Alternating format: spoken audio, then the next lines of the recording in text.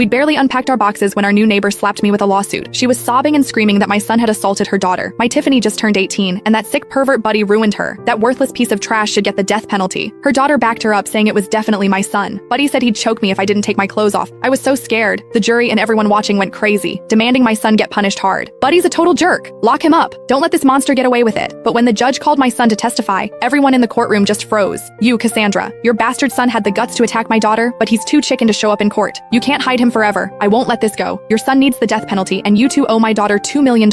In court, Brenda was glaring at me like she wanted to kill me. Her daughter Tiffany was crying her eyes out, looking totally traumatized. I looked at them both coldly and said the same thing I'd been saying. My son didn't assault Tiffany. He couldn't have. Find whoever actually did this and stop trying to blame my son. I never thought I'd end up facing Brenda and Tiffany in court. The day we moved in, Brenda was so nice. She helped me carry stuff and said we were neighbors now. Told me to come to her if I needed anything. When I mentioned I had a son, her whole face lit up. She introduced me to her daughter Tiffany, saying it must be fate. But that same night, she came pounding on my door with a disheveled Tiffany, saying my son Buddy had assaulted her. I was shocked. I told her my son would never do that, but Brenda wouldn't listen. She was convinced my son did it, and Tiffany was crying, claiming my son dragged her from the hallway to the rooftop and assaulted her. No matter what I said, these two came after my son like hungry wolves. They demanded $1 million settlement and insisted my son marry Tiffany, or they'd call the cops and make sure he rotted in jail. I knew my son couldn't have done this, and the $1 million demand was ridiculous. I flat out refused. I never expected them to actually sue me. When I denied everything, Brenda lost it. Impossible? Cassandra, open your damn eyes and look at Tiffany's injuries. Brenda ripped open Tiffany's jacket, showing horrible bruises all over her body. These bruises, your bastard son did this. My Tiffany is only 18. Tiffany was shaking as she looked at me, tears streaming down her face. Cassandra, Buddy did all this. He even threatened to choke me if I didn't take off my clothes. I was so scared. Brenda hugged Tiffany, and they both started crying right there in court. And I just watched them with zero emotion. The people in the jury box started yelling at me. Shameless. Her own son did something so disgusting, and she's still denying it. She's trash too. The apple doesn't fall far from the tree. Poor Tiffany. So young to go through this. She'll never get over it. Everyone was criticizing me, but I didn't care. I acted like it had nothing to do with me. Tiffany cried even harder. Cassandra, it was clearly Buddy. Why won't you admit it? I'm only 18. How can I face anyone after this? How am I supposed to live? She was crying and hitting her head, and her despair made a lot of people in the room cry too. Brenda was furious, pointing at me. Cassandra, you have a kid too. How can you be so heartless? If your daughter was the victim, would you still be this cold? I laughed. My son's being accused of something he didn't do. What's wrong with defending him? I knew for a fact that my son Buddy was absolutely incapable of doing something this insane, but they just thought I was making excuses. The whispers from the jury got louder. This woman is the worst. She's lost all sense of right and wrong just to protect her son. If the mother's this shameless, imagine what the son's like. The courtroom turned into chaos. The judge frowned and banged his gavel. Order. Since both sides are saying different things, present your evidence. Tiffany's lawyer immediately stood up. Your Honor, my client has plenty of evidence proving that the defendant Buddy assaulted my client Tiffany. She told Tiffany to describe what happened that night. Tiffany took a deep breath and started talking, her voice shaking. That night at 10 o'clock, I was walking home from tutoring. The elevator in the building was broken, so I had to take the stairs. When I got to the 26th floor, someone suddenly covered my mouth from behind.